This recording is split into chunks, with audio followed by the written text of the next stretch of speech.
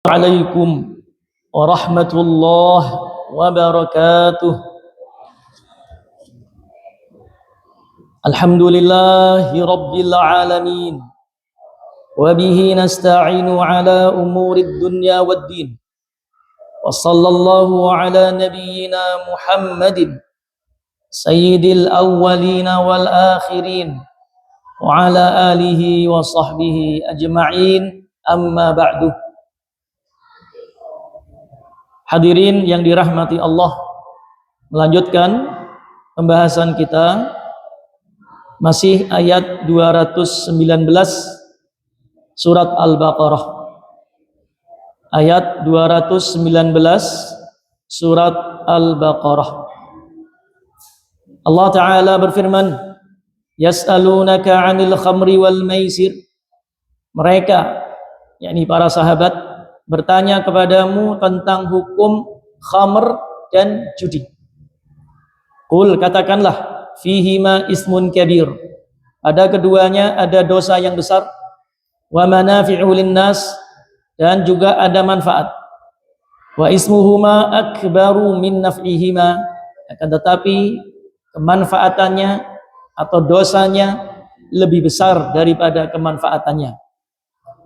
Wa yas'alunaka madza yunfiqun qulil afwa, dan mereka bertanya kepadamu tentang apa yang diinfakkan. Maka jawablah, katakanlah al-afwa, apa yang lebih dari kebutuhan.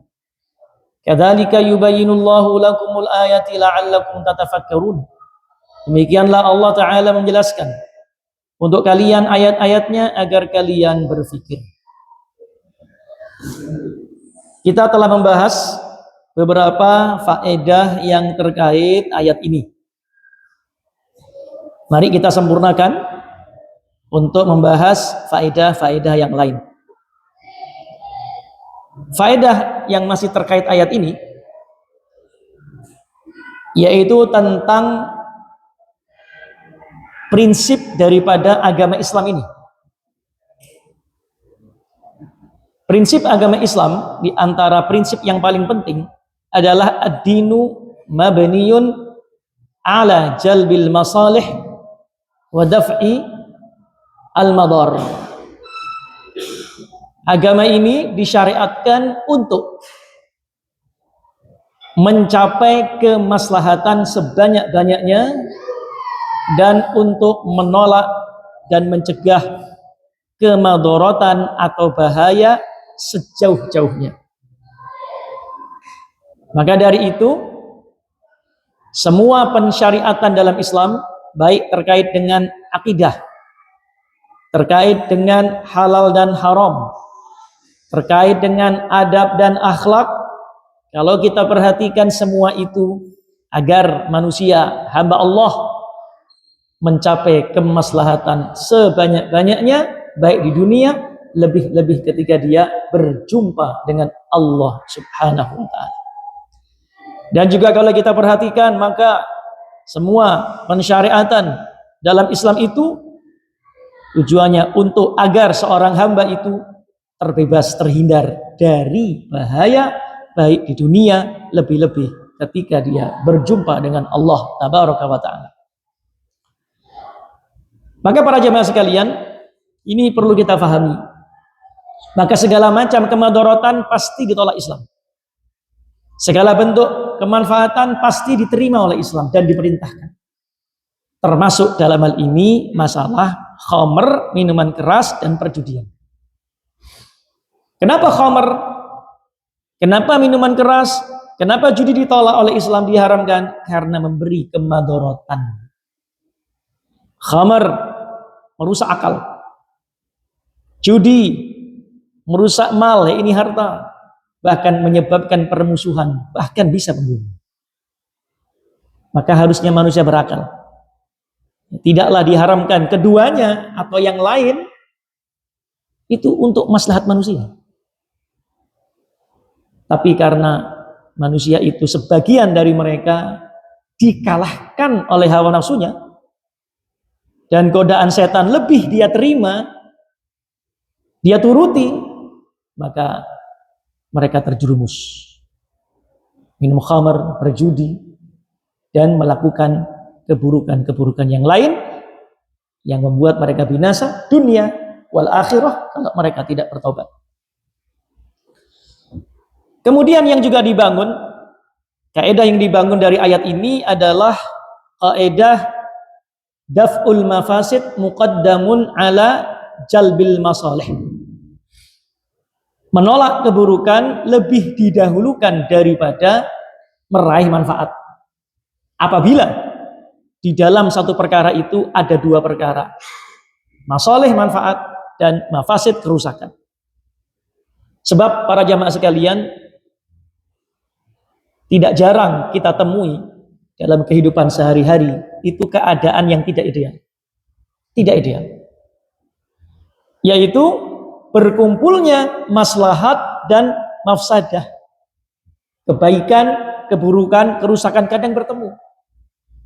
Terlebih misalnya kita tinggal di negeri yang memang kebanyakannya kaum muslimin hari ini tercampur antara kebaikan dengan keburukan. Maka dalam kondisi seperti ini, kaidahnya apa?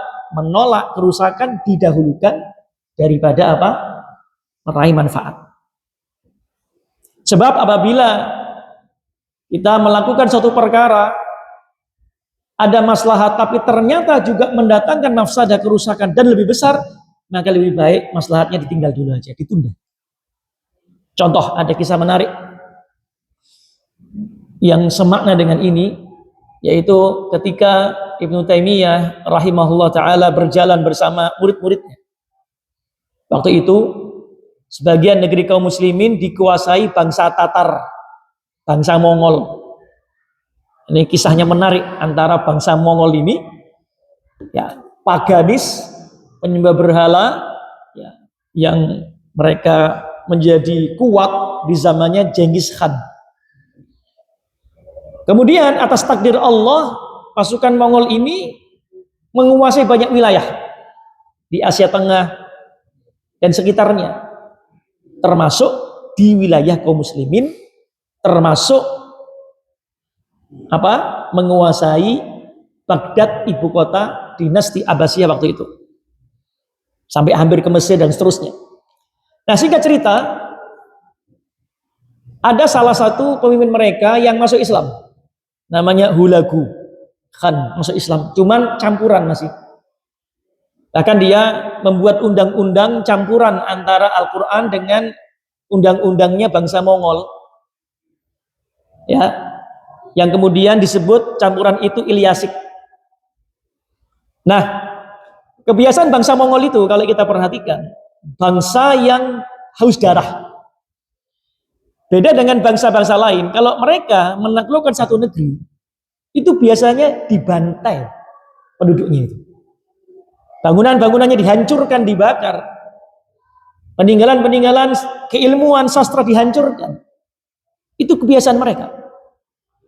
Sehingga bangsa Mongol ini, walaupun sudah masuk Islam, sebagian mereka itu masih ada sifat haus darahnya. Jadi kalau mereka ini lagi sadar, suka bunuh orang. Mereka juga senang minum khamr, mabuk. Singkat cerita, ketika Ibnu Taimiyah ini berjalan bersama sebagian murid-muridnya, di tepi jalan itu ada tentara Mongol yang sedang mabuk. Sedang mabuk. Ya, sedang mabuk. Lalu kemudian sebagian daripada murid-muridnya itu ingin mendakwahi, melarang, nahi mungkar. Masuk minum-minuman keras di tepi jalan. Ya, kata Ibnu Taimiyah, biarkan mereka mabuk. Kenapa? Karena kalau mereka sadar, mereka membunuh orang. Jadi biarkan mereka apa? Mabuk, ya, agar kalau mereka sadar, gak sadar malah justru membunuh orang. Biarkan kalau mereka mabuk yang rusak diri mereka sendiri. Nah, ini para jemaah sekalian dirahmati Allah Subhanahu wa taala. Jadi terkadang apabila ada maslahat dan madarat bersatu, maka terkadang ditunda maslahat ini demi menolak madarat. Demi menolak apa? Menolak madarat. Dengan nahi mungkar tentu maslahat akan tercapai kan? Tetapi ketika dilakukan nahi mungkar, mereka tidak mabuk, justru apa? Akan melahirkan kerusakan yang lebih besar. Nah, ini kaidah yang penting sekali para jamaah sekalian. Jadi kalau kita tidak bisa mencapai keinginan kita dalam maslahat, ya minimal tidak terjadi madarat. Ya. Nah ini.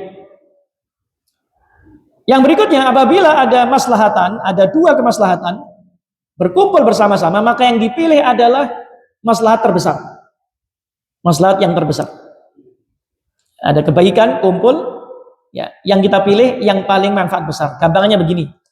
Dalam rapat misalnya. Masing-masing punya usulan.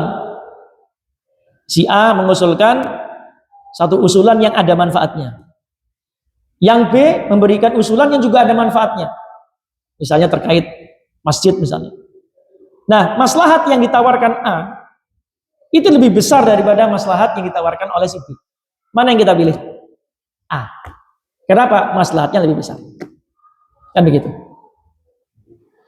Juga lahir dari kaidah turunan, apabila ada dua madarat mafsadat bersatu, tidak ada maslahatnya, semuanya jelek, sangat tidak ideal. Ini keadaan paling tidak ideal, maka dipilih mafsadat yang paling ringan.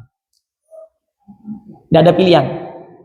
Contoh misalnya, naudzubillah min dalik, Allahumma ya Allah, ajirna ya Allah min hadzal marad. Ada orang misalnya sakit kanker misalnya, naudzubillah min dalik. Tangannya kena kanker, menjalar terus, semakin hari bukan semakin sembuh, semakin parah. Maka dokter memberikan advice, memberikan masukan, harus dipotong. Dipotong, tangan kanannya terpotong, dia tidak bisa bekerja dengan normal. Tetapi kalau tidak dipotong, apa yang terjadi?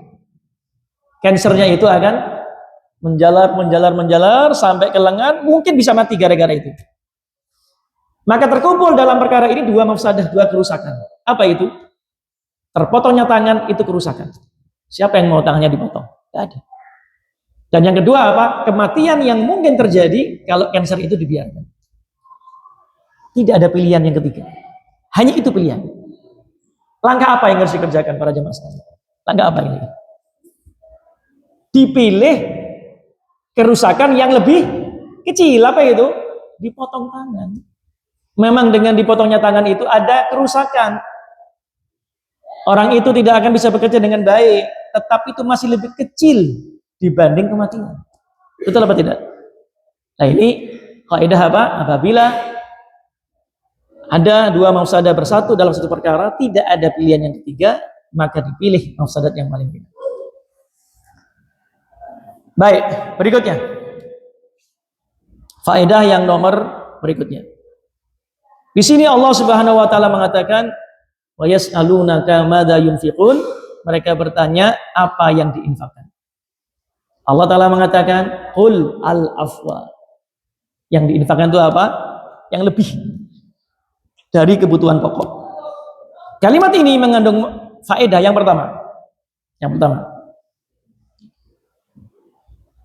bahwasanya infak itu, infak yang sifatnya sunnah tatawu, sedekah yang sifatnya sunnah. Karena sedekah itu, infak itu ada dua macam. Yang sifatnya wajibah, wajib harus, dan yang sunnah sifatnya sunnah saja, tidak wajib. Nah, yang dimaksud dengan ayat ini, infak dalam perkara apa? Yang sunnah, yang sunnah. Maka aturannya apa? Infak sedekah yang sunnah itu ya dikeluarkan kalau kebutuhan pokok terpenuhi. Ini penting.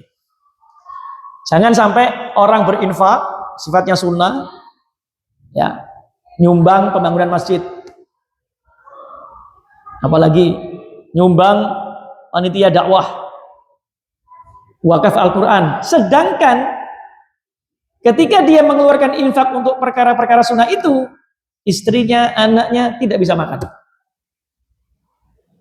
Atau makan tapi tidak bergizi misalnya. Hanya dengan nasi sama garam. Tapi kalau dia tidak infak, paling tidak anak istrinya bisa makan atau makan dengan tahu tempe. Baik, saya tanya.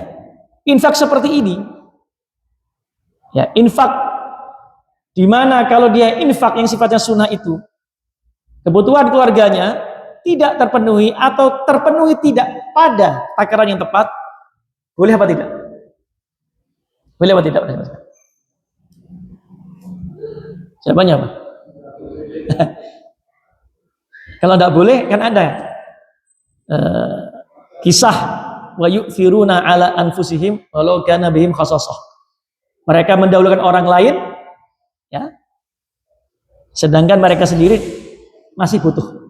Kasusnya seorang sahabat, Nabi berkata, ada tamu dari luar kota, siapa yang menjamu tamu ini? Orang ini mengatakan, saya Rasulullah. Udah dibawa pulang, ternyata di rumah itu Pak, hanya tersisa makanan untuk keluarganya.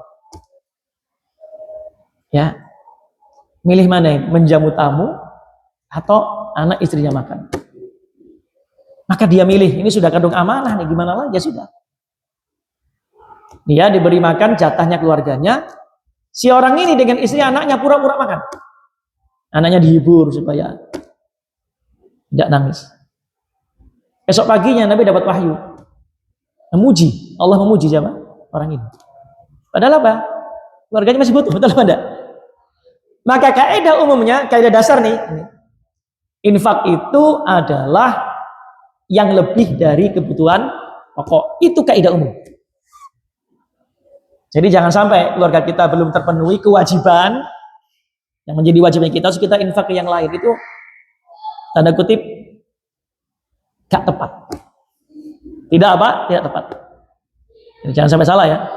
Loman sama teman-temannya di traktir, istrinya kaliren, anaknya kebutuhan sekolahnya tidak terpenuhi. Jangan.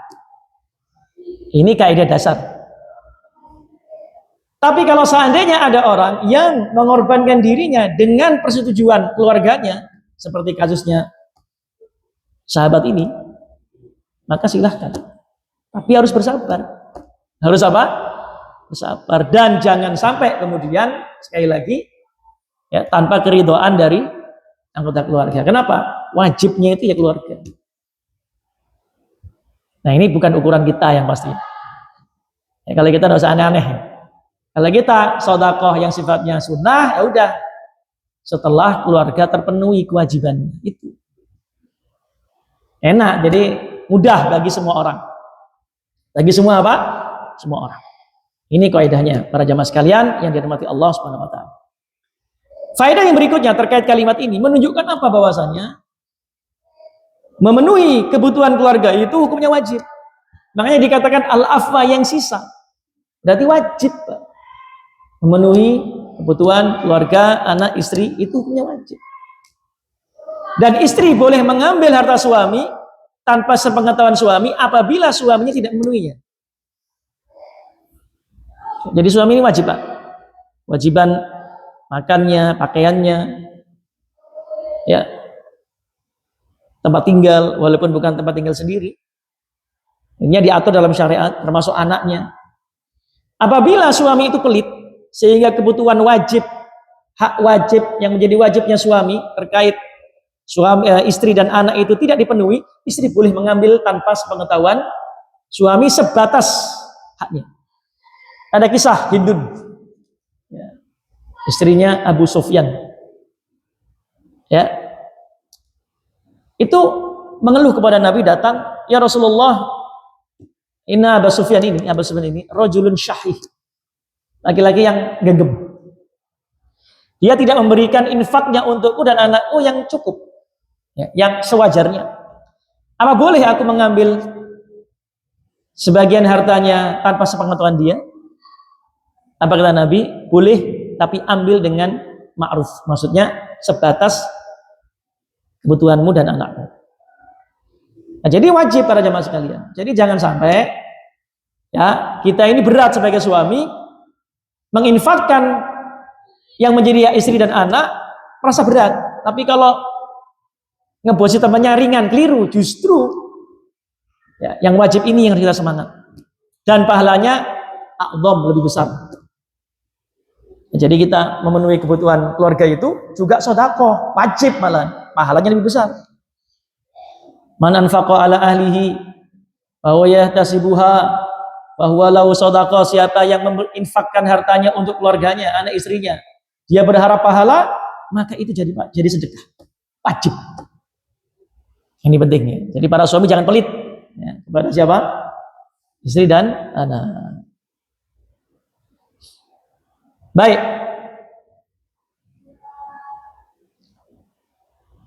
Yang berikutnya, Allah Ta'ala berfirman, kadzalika yubayyinullahu lakumul ayati la'allakum tatafakkarun. Demikianlah Allah Ta'ala menjelaskan kepada kalian untuk kalian ayat-ayatnya agar kalian berpikir. Para jemaah sekalian, ini menunjukkan bahwasanya Allah telah menjelaskan ayat-ayatnya kepada kita untuk dipikirkan. Jadi sudah tegak hujah untuk kita ini. Ya, jadi ayat-ayat Allah ada dua. Al-ayah al-kauniyah, ayat-ayat ciptaan. Langit, bumi, makhluk-makhluk yang ada padanya. Termasuk diri kita. Fil ardi ayatun lil muqinin wa fi anfusikum afala tubsirun, dan pada bumi ini terdapat tanda-tanda kekuasaan Allah bagi orang yang yakin, bahkan pada dirimu, apakah kalian tidak memperhatikan? Itu ayat kauniyah. Yang kedua, ayat syariah, ayat yang sifatnya syariat, yaitu apa? Wahyu. Al-Quran. Ini sudah Allah turunkan penjelasan hukum-hukum. Untuk apa? Dipikirkan, direnungkan. Ya, ini menunjukkan anaknya kita ini ya selalu merenungkan ayat-ayat Allah, mempelajarinya untuk kemudian diamalkan. Jadi ayat yang Allah turunkan itu bukan sekedar dibaca para jamaah sekalian. Bukan sekedar apa? Dibaca, tapi direnungkan, dipelajari, diamalkan. Nah, mudah-mudahan kita ini, hadirnya kita di pengajian-pengajian termasuk malam ini adalah dalam upaya apa? Untuk merenungkan, memikirkan ayat-ayat Allah.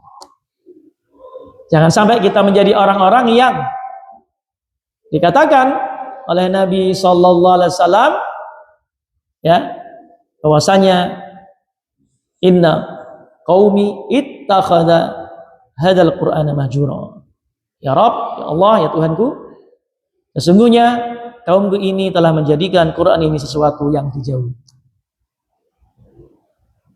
Apa maksud menjadikan Quran sesuatu yang dijauhi? Ibnu Taimiyah rahimahullah telah mengatakan, man lam yaqra'il Quran faqad hajarah. Siapa yang tidak senang baca Quran, tidak baca Quran, maka dia telah meninggalkan Al-Quran, menyia-nyiakan Al-Quran. Faman qara'al Quran wa lam yatadabbar ma'aniyahu faqad hajarah. Siapa yang membaca Quran tapi tidak mau merenungkan isinya, maka sesungguhnya hakikatnya dia telah menjauhi Al-Quran, menyia-nyiakan Al-Quran. Wa man qara'ahu wa tadabbara ma'aniyahu wa lam ya'mal bihi faqad hajarah. Dan siapa yang membacanya, rajin baca, merenungkannya, tapi tidak mau melakukan isinya, mengamalkan isinya, bahkan menyelisihinya, ini termasuk orang yang menjauhi Al-Quran, menjadikan Quran sesuatu yang disia-siakan. Ini 3 level pada jemaah sekalian. Nah, jangan seperti itu. Jadi Allah menurunkan ayatnya, menjelaskannya untuk apa? Dibaca yang pertama. Yang kedua, setelah dibaca direnungkan. Kenapa? Karena tujuan membaca itu memahami. Setelah paham, diamalkan semampunya. Kenapa? Karena pemahaman tentang pengamalan itu kurang manfaat. Quran ini diturunkan sebagai hudan, petunjuk bagi manusia secara umum dan bagi orang yang bertakwa. Untuk apa? Dikerjakan, diamalkan. Maka para jemaah sekalian, harusnya hidup kita ini, misi kita adalah menerjemahkan Quran dalam bentuk pengamalan. Istilah kerennya membumikan Al-Quran. Masya Allah. Bagaimana Quran menjelaskan tentang manusia, tentang ibadah, tentang kehidupan keluarga, kehidupan sosial, bertetangga, bermasyarakat, bernegara. Bagaimana Islam menjelaskan dalam Al-Quran dan Sunnah tentang bagaimana bermuamalah dalam bidang ekonomi, ketika damai, ketika perang, dalam masalah sia-sia, dalam masalah perpolitikan, ngatur negara. Itu semua diatur, amalkan, kerjakan. Ya, jangan sampai Al-Quran itu hanya sebagai pajangan saja. Sebagai apa? pajangan. Baik, lanjut. Kita masuk ayat yang 220. Fid dunya wal akhirah. Baik dalam perkara dunia atau perkara akhirah. Wa yas'alunaka 'anil yatama, dan mereka, ini para sahabat Nabi, bertanya kepadamu tentang anak yatim. Qul islahul lahum khair, katakanlah melakukan islah, perbaikan, berbuat baik kepada mereka adalah satu kebajikan. Wa in tukhalituhum fa ikhwanukum, bila kau menggabungkan mereka bersamamu, mencampurkan mereka bersamamu, nanti kita akan jelaskan maknanya apa. Maka hakikatnya mereka adalah saudara-saudaramu, saudara kalian dalam agama. Wallahu ya'lamul mufsida minal muslih, Allah tahu siapa yang berbuat kerusakan dan berbuat perbaikan.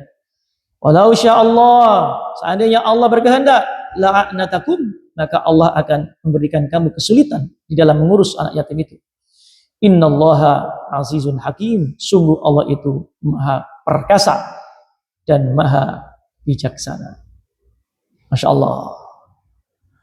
Ayat 220. Baik, para jemaah sekalian, di antara faedah ayat ini yang pertama ini, kata-kata fid dunya wal akhirah itu sebenarnya ada kelanjutan dari kalimat Allah, tatafakkarun, la'allakum tatafakkarun, agar kalian berpikir. Maksudnya la'allakum tatafakkaruna fid dunya wal akhirah, agar kalian itu memikirkan tentang dunia dan akhirat. Ini penting. Berarti apa di sini? Islam itu, para jamaah sekalian, faedah pertama, ngajari umatnya untuk berpikir, untuk menggunakan akal. Jangan didiamkan akal ini. Dan sebaik-baik fungsi akal itu mengambil ibroh, pelajaran. Ibroh itu kan dari kata-kata nyebrang. Makanya jembatan itu disebut, ada kata-kata al-ubur, yang menyeberang. Artinya apa? Jembatan itu sarana untuk berpindah dari titik satu ke titik lain, sampai gitu. Misalnya ini sungai, ada jembatan. Maka jembatan itu fungsinya apa? Membuat seseorang dari tanah ini bisa pindah ke tanah yang setelah sungai. Jadi nyebrang. Akal pun demikian. Akal yang baik itu yang digunakan, yang bisa mengambil ibrah pelajaran. Sehingga ketika melihat apa yang Allah ciptakan, muncul pemahaman tentang apa? Kekuasaan Allah, keagungannya. Makanya Allah mengatakan apa? Inna fi khalqis samawati wal ardi wa ikhtilafil laili wan nahar la ayat liulil albab. Sungguh dalam penciptaan langit dan bumi dan silih bergantinya siang dan malam. Langit bumi yang hebat. Pergiliran siang malam, terus malam siang, itu ada tanda kekuasaan Allah bagi orang yang menggunakan apa? Yang punya akal. Jadi akal jangan berhenti, Pak. Gunakan untuk mengambil ibrah sampai kepada apa? Kesimpulan, Subhanak, Maha suci Engkau ya Allah, ma khalaqta hadza batila, tidak Kau ciptakan semua ini sia-sia. Ya, Subhanak. Nah, jadi itu akal dipakai, jangan dianggurkan. Dan Allah merintahkan di sini, pikirkan dunia dan akhirat, pikirkan semua itu. Dunia itu, para jamaah sekalian, apa yang perlu dipikirkan? Dunia itu sementara. Lihat, kullu man 'alaihi fan, apa saja yang di muka bumi akan binasa. Kalau kita tahu dunia ini sementara dan akan hancur, maka jangan jadikan tempat tujuan. Jangan jadikan tujuan, Pak. Sadari kita ini hanya apa? Mampir istirahat saja. Maka orang-orang yang menjadikan dunia sebagai tujuan, ini orang tidak menggunakan akal, tidak berpikir. Dunia ini remeh. Sampai kata Nabi, harganya lebih rendah dari satu sayap nyamuk. Secara isyarat. Nabi mengatakan, lau kanat Ad-dunya ta'dilu 'indallah janaha ba'udha ma saqal kafira minha syarbatama. Seandainya dunia itu semuanya nilainya hanyalah senilai satu sayap nyamuk, Allah tidak akan memberikan seteguk air minum kepada orang kafir. Menunjukkan dunia lebih rendah dari satu sayap nyamuk. Dunia ini para jemaah lihat, perhatikan baik-baik. Karena itulah dunia ini mazra'atul akhirah, ladangnya cari akhirat, bukan tujuan, ladang, tempat menanam. Bukan tempat tinggal selamanya, bukan untuk lupa diri bersenang-senang, tidak. Ini ladang. Namanya ladang, tempat menanam. Kapan menuai? Di akhirat. Maka jangan dilalaikan dengan dunia. Imam Ahmad mengatakan, ad-dunya darul amal. Ad-dunya darul amal. Wal akhirah darul jasa. Akhirat negeri balasan. Ini lihat. Dunia negeri amal, akhirat negeri balasan. Faman lam ya'mal huna nadima hunak. Siapa yang malas beramal di dunia, menyesal di akhirat. Jelas itu. Sudah habis waktunya. Ya. Siapa yang malas beramal di dunia ini, Pak, akhirat nyesal. Tidak ada kesempatan, Pak, beramal kecuali dunia ini. Nah, mari perhatikan kita. Wal akhirah di dunia walaih, perhatikan, pikirkan tentang akhirat. Cuma dua. Keridhaan Allah, pahala yang luar biasa, yang tidak terbatas, dan adab Allah, kemurkaannya dengan siksaan yang tidak terbayangkan. Pikirkan baik-baik agar kita tidak tertipu dengan dunia dan agar kita, jiwa kita ini betul-betul siap untuk apa? Menghadapi datangnya akhirat. Jadi juga mikir. Jangan dibiarkan ya akal kita ini sebagai anugerah, sebagai sia-sia, enggak gunakan. Baik, yang berikutnya, wa yas'alunaka 'anil yatama. Mereka bertanya tentang anak yatim. Mengapa? Karena anak yatim ini para jamaah sekalian termasuk masalah sosial. Anak yatim itu ada saja. Yatim adalah man mata abuhu walam yablugh. Anak yang mati bapaknya sedang dia belum balik. Kalau yang meninggal ibunya, bapaknya ada, disebut aji. Man mata umuh. Kalau dia meninggal dua-duanya, ayah ibunya sebelum balik, namanya latif. Dan yatim ini termasuk masalah sosial. Di mana-mana ada anak yatim ini, Pak. Maka Islam memberikan tuntunan. Ada aturannya. Nah, padahal di ayat-ayat yang lain dan dalam hadis-hadis yang terkait anak yatim ini ada ancaman, Pak. Termasuk dosa besar apa? Termasuk 7 dosa besar yang membinasakan, kata Nabi apa? Wa aklu malil yatim, memakan harta anak yatim. Nah, sahabat ini merasa gundah. Ya Rasulullah, gimana ini? Saya punya anak yatim. Baik itu ada kaitan kerabat, mungkin saudaranya, anaknya saudaranya. Ya. Atau anak yatim yang lain yang tidak ada kaitan saudara. Mereka gundah. Kenapa? Ini saya pelihara bersama keluarga. Bagaimana ngatur hartanya ini? Hartanya dengan harta saya kecampur. Bagaimana caranya? Apakah boleh, ya Rasulullah, anak yatim ini saya pelihara bersama keluarga, ataukah sebaiknya di luar keluarga? Karena mereka takut, Pak. Jangan-jangan tidak sengaja makan harta anak. Makanya bertanya ke Rasulullah. Gimana ya Rasulullah? Ini sahabat, Pak. Oh, zaman sekarang bagaimana? Anak yatim menjadi apa? Sumber penghasilan. Betul apa tidak? Saya tidak mengatakan semua. Tapi tidak jarang, bahkan sangat mungkin para jemaah sekalian, anak-anak yatim itu dijadikan sebagai sumber penghidupan. Oleh siapa? Oleh orang yang melihara, baik secara pribadi atau punya lembaga. Betul apa tidak? Betul apa tidak? Dan saya dapat berita-berita terkait ini yang insya Allah terpercaya. Hati-hati. Bahaya besar makan anak yatim itu, harta anak yatim. Perkara berat, dosa besar. Membinasakan. Nah, sahabat ini bagaimana? Maka minta fatwa, ya Rasulullah, bagaimana seharusnya? Ya, Makanya hati-hati para jemaah sekalian. Sebaliknya kalau ada orang dengan tulus ikhlas, dia bisa memelihara anaknya dengan amanah, pahalanya besar. Bahkan dalam satu riwayat, ana wa kafilul yatim kahadain fil akhirah fil jannah. Oh, kama qala. Kata Nabi, aku dan orang yang menanggung memelihara anak yatim itu seperti ini di akhirat. Seperti apa, Pak? Dua jari ini. Maksudnya apa? Tempatnya dekat.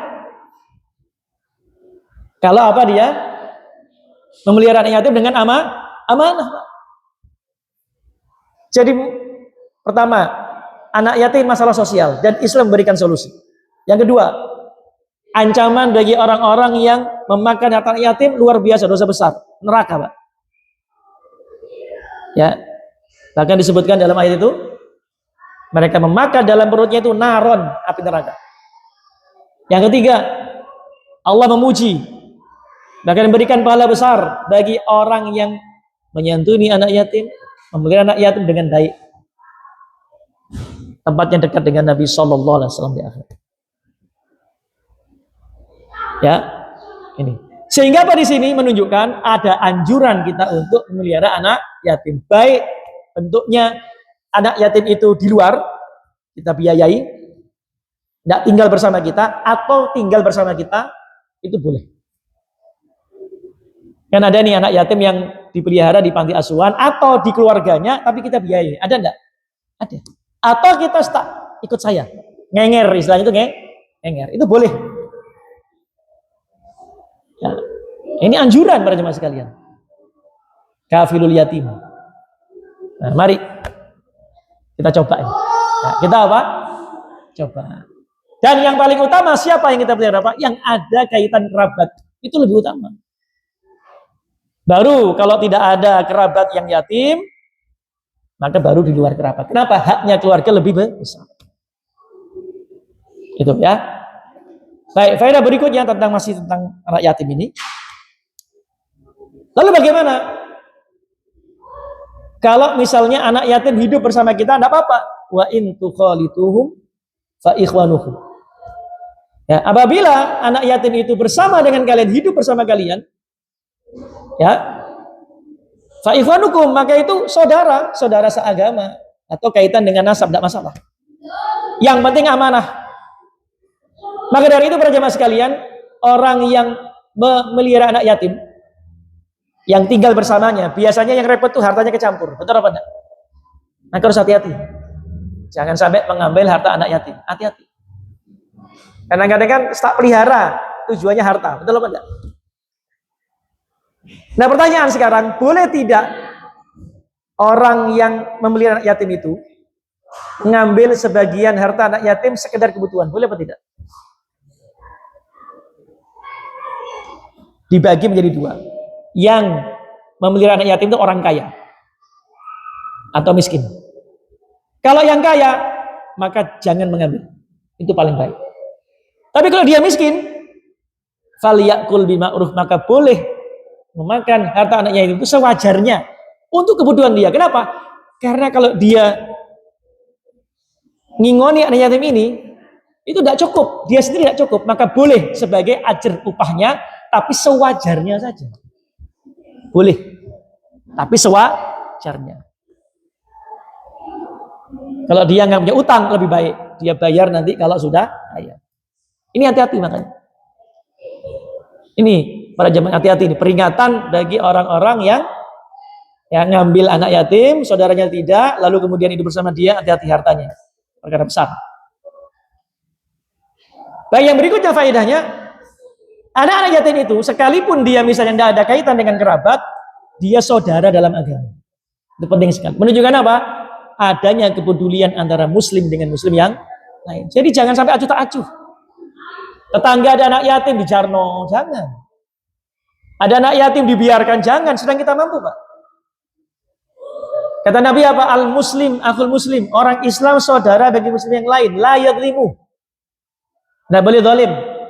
La yakhdhulu, tidak boleh membiarkan. Dijarno itu termasuk membiarkan, Pak. Tidak ditolong, itu termasuk salah. Ada anak yatim, ya, ibunya masih ada, bapaknya mati, tidak bisa makan, tidak bisa minum, dibiarkan. Salah itu, Pak. Kita harus peduli semampu kita. Ya. Bayangkan kalau seandainya orang-orang kafir datang, membawa beras, sekolahnya disekolahkan, sampai murtad, nanti kita yang marah-marah, ya kan? Padahal kita tidak peduli. Itu, Pak. Jadi jangan sampai tidak peduli. Utamanya yatim yang ada kaitan keluarga. Itu, Pak, santun. Kalau seperti itu, insya Allah dalam Islam tidak ada, Pak, anak yatim yang tersia-siakan. Tidak ada. Itu. Ini fa ikhwanukum, saudara. Ya. Kurang berapa menit ini? Baik, kita cukupkan, insya Allah kita pekan depan masih ada ya. Belum Ramadan kan? Pertanyaan silakan.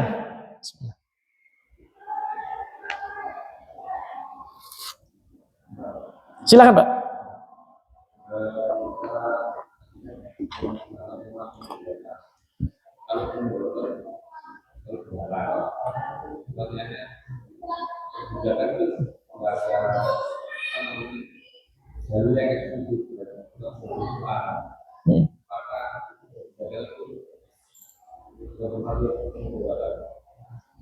Ya, baik, perbudakan, masalah perbudakan. Kenapa Islam tidak ada dalil yang mengharamkan perbudakan, kan begitu ya? Nah, ini jawabannya panjang sebenarnya. Baik, perbudakan dalam Islam tidak pernah haram. Memang tidak pernah haram sampai sekarang, tidak pernah diharamkan. Ya, Islam datang di mana di zaman itu perbudakan sudah biasa. Di seluruh dunia terjadi perbudakan. Romawi, Cina, India, Eropa, itu biasa terjadi perbudakan. Ya, Islam datang perbudakan merajalela. Hanya perbudakannya seringkali dolim. Sampai-sampai budak itu tidak diberi haknya. Islam datang, yang pertama tidak menghapusnya, tetapi mengajarkan bagaimana budak itu dapat haknya. Itu pertama. Jadi Islam menjamin hak budak. Yang kedua, Islam datang dengan cara upaya mengurangi perbudakan. Banyak sekali kafaroh-kafaroh yang pelanggaran-pelanggaran dalam ibadah itu. Yang di salah satu kafarohnya itu membebaskan apa? Budak. Seperti jima sengaja di siang hari Ramadan itu, itqu raqabah mukminah, membebaskan budak. Kan begitu. Sehingga dengan itu perbudakan berkurang. Nah, jawabannya kenapa tidak diharamkan? Ada hikmahnya, Pak. Banyak ulama membahas hikmahnya perbudakan itu. Kenapa tidak diharamkan? Tapi Islam menekankan haknya perbudakan sebagai budak, dan Islam punya semangat untuk mengurangi perbudakan, ya kan? Karena ada maslahat di perbudakan itu, Pak. Insya Allah kapan-kapan atau pekan depan kita akan jelaskan apa hikmahnya. Ya, jadi terkait dengan salah satunya, ketika yang jadi budak itu kan sebenarnya intinya orang-orang kufar yang ditawan ketika mereka perang, ya, didapatkan dengan cara perang atau diperjualbelikan dalam perbudakan dan semisalnya. Ya, ada semacam sisi dakwah di situ agar orang-orang kafir yang menjadi budak orang Islam itu dididik sehingga kemudian menjadi Islam. Dan juga mengurangi beban negara untuk menanggung biaya orang-orang kafir yang ditawan. Itu di antara hikmah yang disebutkan sebagian ulama. Tapi intinya ada hikmah tersembunyi kenapa tidak diharamkan. Memang tidak diharamkan, Pak. Tapi ditekankan haknya budak dan semangat yang mengurangi perbudakan. Allahu a'lam. Insyaallah kita akan lanjutkan pembahasan di yang akan datang. Demikian, semoga manfaat. Aqulu qouli hadza wa astaghfirullah li wa lakum. Assalamualaikum warahmatullahi wabarakatuh.